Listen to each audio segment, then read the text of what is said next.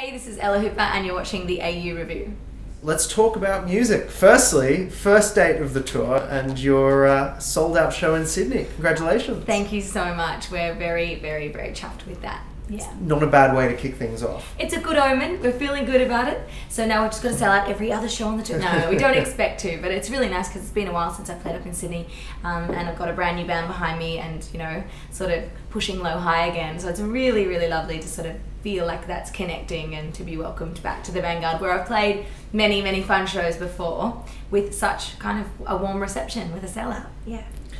It's a great venue, and it looks like the rest of the tour there are some pretty nice venues as well. Yeah, it's like a mature tour. I'm really excited, like Art Bar in Perth and lots of my favourite venues. Yeah, places where you can actually sit and have a really nice, where the house wine is nice. That's my new sort of idea. That's how I want to tour. That's your. Some bands don't benchmark. want brown M&Ms. You want really just nice house wine. Yeah, a good, you know, adult level of house wine. So tell us what we can expect from these shows, because from the sound check before, it seems like there's a bit of a mix of songs that are going to be as part of the set. It is a bit of a mix. It's definitely an emotional and a sonic mix, which, you know, the album as yet unreleased, it's a mix as well. It's a bitzer. I've always got like musical ants in my pants. I can't quite decide whether I want to be really stripped back and raw or whether I want to be quite powerful still, and sort of there's that 90s rock thing in me that will never die.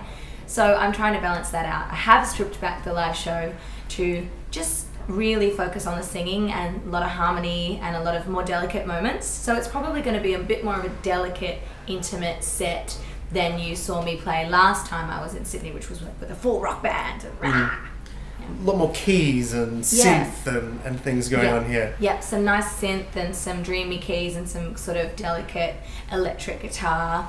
And I find that's something I really was meant to challenge myself with all along with this album, was to just let the vocals sit up front and not bury things, and sometimes I forget that live. So this tour, naughty, I'm trying to make sure that stays that way when we perform live. And is that reflecting what's ending up on the next record?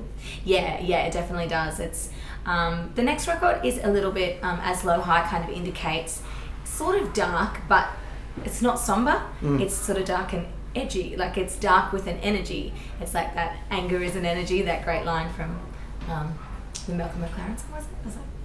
No, Pill. Yeah, Pill. Yeah. And it's sort of using that angsty, angry energy to make something you can actually dance to, but you can also sort of cry to it if you want to. You mentioned the single, Low High. How has the reception been to it so far? Well, it's been long. It's kind of been a song that I put out earlier and felt like it should come back again for another look-see. It's the flagship song of the album. It's a nice midline between the heavier, darker moments and the more fun, sort of poppy, rhythmic moments. So yeah, Low High's one that I felt like I wanted to spend more time on, so here we are again with it. And this is the kind of the official single launch of it, I suppose, this run of shows? Yeah, it is. We never toured for it. So I had released the song a while ago, but I just got so busy with all these other commitments and great things that suddenly happened in my life, but I never got to tour it. I didn't get to push it very hard, so yeah, we're going again. You are very busy at the moment. Oh my god, I'm so busy. How are you fitting all these shows in amongst it? Well, we are just touring weekends. It was very civilized. It's like, shall we go off and do some gigs on the weekend? Yes, why not? Another element to the grown-up. Yeah, God, I'm sounding like an old woman, but no, it's kind of cool. I think that I really do want to balance all the things I'm involved with now, and I love being on the road, but I also love doing the media stuff I'm doing and writing and radio, and so it's really nice to sort of have a mix that's working together. I don't know how the schedule people do it. I basically just throw it all up to my manager and his assistant and hope they make it work. That I'm not literally meant to be in two places at once, which does sometimes happen. Did you ever think that this is kind of how things would end up for you, that you'd be balancing these media things and the music and all intertwined, of course? Yeah, I have always hoped to kind of work in a lot of different parts of the music industry and the media. You know, I just find it so interesting and I've always been into it. I didn't know it would eventually, you know, be my lot, but I'm really glad that it is. Yeah, I kind of need a lot of different things to keep me entertained. you're on the road with a couple of other great bands, and not to mention some great band members. Can you talk about your current band and also a little bit about the artists that you're sharing the stage with tonight? Yes, I'm so happy to be kicking off the tour with Jack Colwell and the Owls and the lovely Gina Rose Bruce. I think it's going to be such a really nice mix for the audience. We cover a lot of different ground between the three acts, but they're all complementary. They all have that little tinge of sort of country sadness or urban sadness or synthy sadness. But yeah, I think it's going to be a really beautiful gig.